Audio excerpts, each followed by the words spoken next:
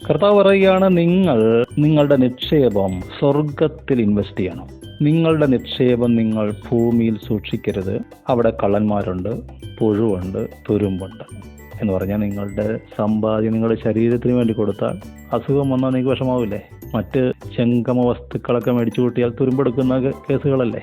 ഇനി നിലം മേടിച്ചിട്ടാലോ അതിൻ്റെ വില കഴിഞ്ഞാൽ നിങ്ങൾക്ക് വിഷമാവും.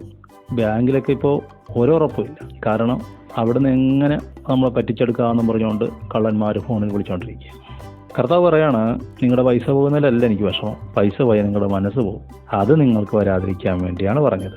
ജോബിനെ നോക്കി ഒത്തിരി സമ്പത്തുണ്ടായിരുന്നു, സമ്പത്തെല്ലാം പോയിട്ടും അയാളുടെ ഭക്തി പോയില്ല.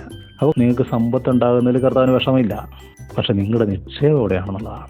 അപ്പോൾ നിങ്ങളുടെ കാഴ്ചപ്പാട് മാറണം. അതുകൊണ്ടാണ് പറയും, കണ്ണാണ് വിളക്ക്. കണ്ണ് കെട്ടുപോയാൽ എല്ലാം പോയി. അപ്പോൾ ഈ പൈസയിലോട്ട് തന്നെ നോക്കി, ബിസിനസ്സിലോട്ട് തന്നെ നോക്കി, മനുഷ്യരെ തന്നെ നോക്കിയിരുന്നാൽ കണ്ണിൻ്റെ കാഴ്ച പോകും. കാര്യങ്ങളെല്ലാം നടക്കട്ടെ, പക്ഷെ കണ്ണ് ആ മുഖത്തേക്ക് നോക്കണം.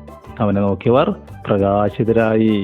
അവരുടെ മുഖം ലജ്ജിച്ചു പോയില്ല. ഒരു പുഴുവും വരികയില്ല, ഒരു തുരുമ്പും എടുക്കുകയില്ല, ഒരു കള്ളനും വരികയില്ല. കർത്താവ് സൂക്ഷിക്കും. നിങ്ങൾ അവൻ്റെ മുഖത്തേക്ക് നോക്കുക, മുഖത്തേക്ക് നോക്കി നടക്കുക.